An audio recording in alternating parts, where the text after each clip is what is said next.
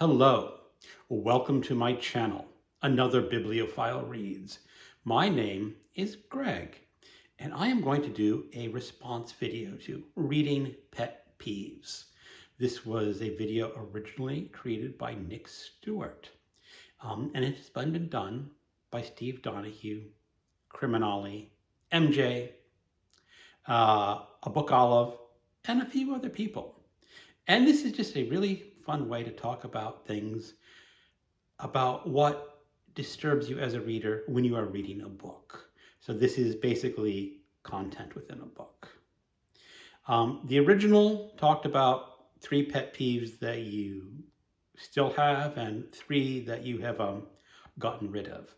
I'm going to adjust those numbers a little bit, and I'm going to do 5 and 1 just because that's the way I'm thinking right now. Also, after I was taking notes for this video, my buddy Alan at Big Hard Books and Classics weaponized this and turned it into the Pet Peeves Tag. So I'm going to throw the Pet Peeves Tag in at the end as an extra special bonus. So what are my reading pet peeves? Now, I'm going to have to go out on a limb on the first one. I may be the only person who has this pet peeve. I would like to know if other people have it, but I don't like adaptations. I don't like books to be adapted into movies or to TV shows. I think a good book stands on its own and needs to live on its own and be on its own and never be made into a movie. Most of the time is just, I really don't like movies all that much because Hollywood does a really crappy job at making movies. I like my books pure. When Hollywood does make a big book, they make a big movie out of a book, I see so many people say, oh yeah, I have to go see that movie because I love this book so much. And the thing is, no, you do not have to go see the movie that Hollywood makes out of your favorite book. You can say no. They can make it, but you don't have to watch it. Now, this is not to say that all adaptations are terrible. There are some interesting ones. Reanimated was a fun adaptation of an H.P. Lovecraft story, but that's sort of the exception. And yeah, I just don't like adaptations. Number 2, kind of related to the first one. This is when an author is writing a novel and they are writing the novel to be made into a movie. You can see it in the descriptions and the plot twist that the author is going, yeah, this would be a really great movie. And they're twisting their storylines to fit what they think Hollywood would like. And the descriptions of what's happening would be descriptions that you could see on the screen. One of them was a horror novel I remember where the main character was a normal human being and he's being transformed into a 15-foot demon, and the author just lovingly described the horns raising out of his head and his body extending, and you could just see that author saying, this would be such cool CGI. Well, maybe it would be cool CGI in a movie, but it sucked on the page. And I just think if you are an author and you are writing a book, just write a book to be a book. Don't worry about a film adaptation or who they're going to cast as the starlet as your leading lady. Just write the book. Number 3. This is kind of a peculiar one that I've always had, and that is flying humans. Now, I did not study aerodynamics in college. I can't build a plane, but I do know that the human body was never meant to fly. It could fall out of an airplane pretty well, and if you have a parachute, you can glide down, or if you have one of those flight suits, you can glide down. But humans cannot fly, period. We have no lift. We have no thrust. Human body cannot fly. Now, one of the classic examples, I believe, was in the Queen of the Damned. And it had I think it was the same novel. It was a vampire novel. And a vampire comes across a mountain. And the vampire just starts flying over the mountain. Okay, so I'm saying, where is the energy source that gives this vampire the thrust to fly? Are they anti-grav? Well, if they're just anti-grav, they're just going to float. Where's the thrust? The anti-grav could be the list, but where's the thrust? And is this an endless supply of thrusting energy? Or do they have to suck the blood of a human to gain more thrust? No. And Superman is just out in way left field. Totally, completely unbelievable. I guess that's kind of why I never got into comics, because comics is just full of flying humans, and I just don't buy it for 1 second. Number 5, no, that was number 4. And this is what I'm going to call the super duper pooper character.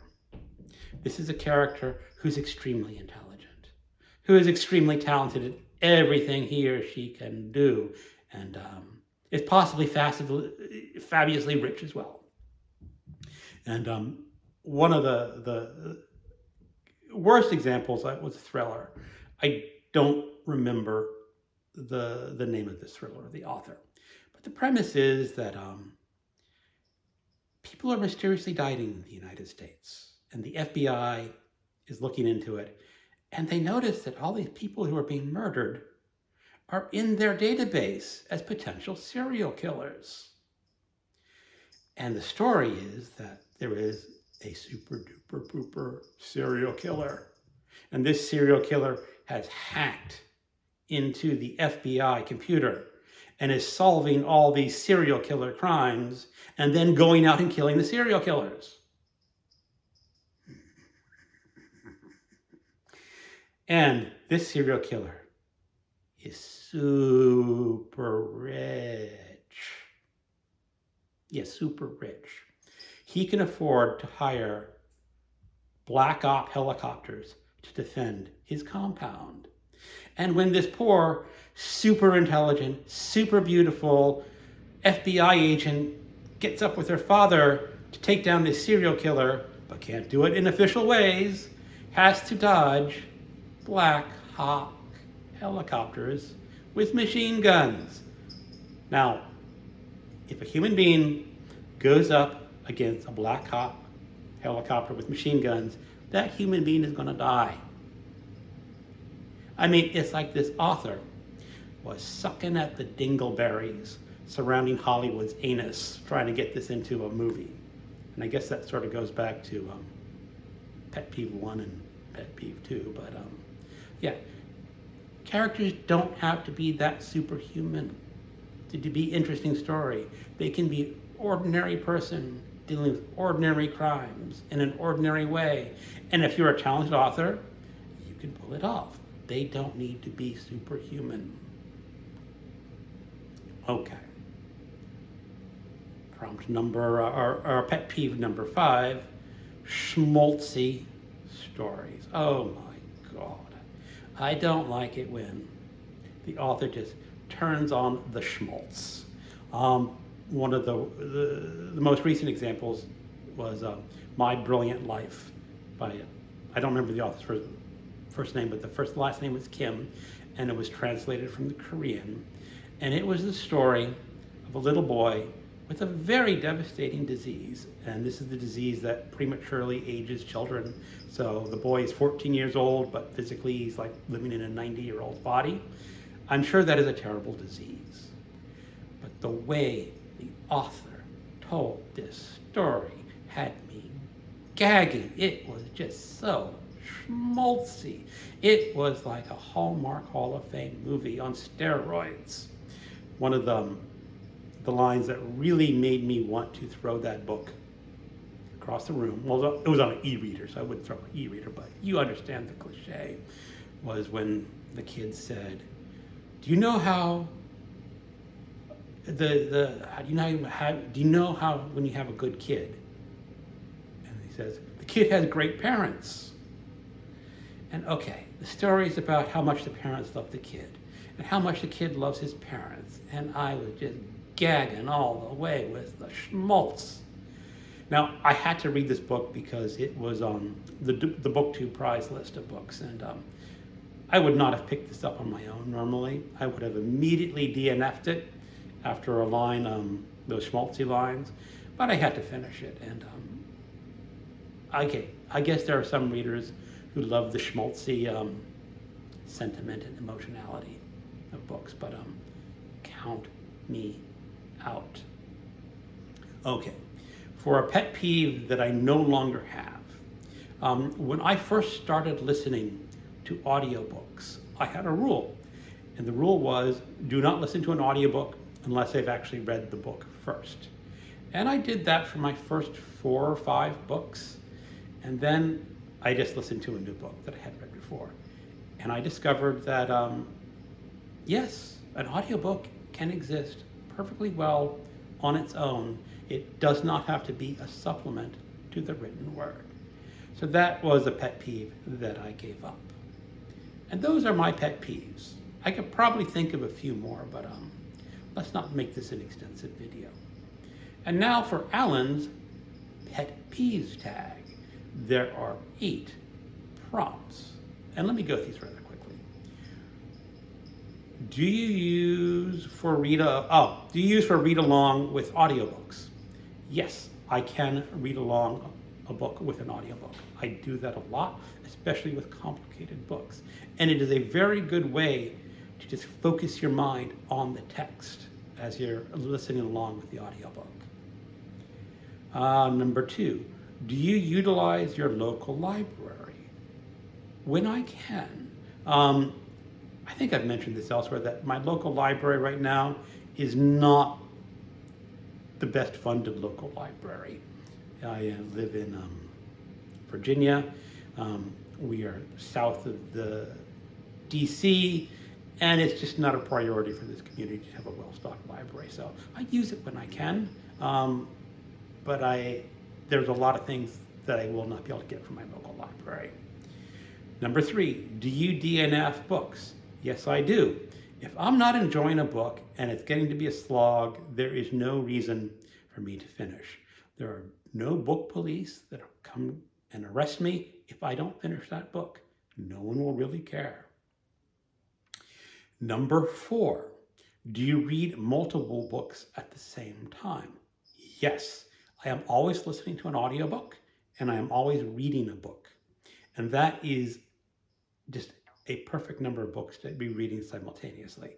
Now, sometimes I will add more books that I'm reading at the same time, especially if I'm having group reads or buddy reads. As of now, like I'm listening to the Town by Faulkner and reading other books at the same time. So that's 3.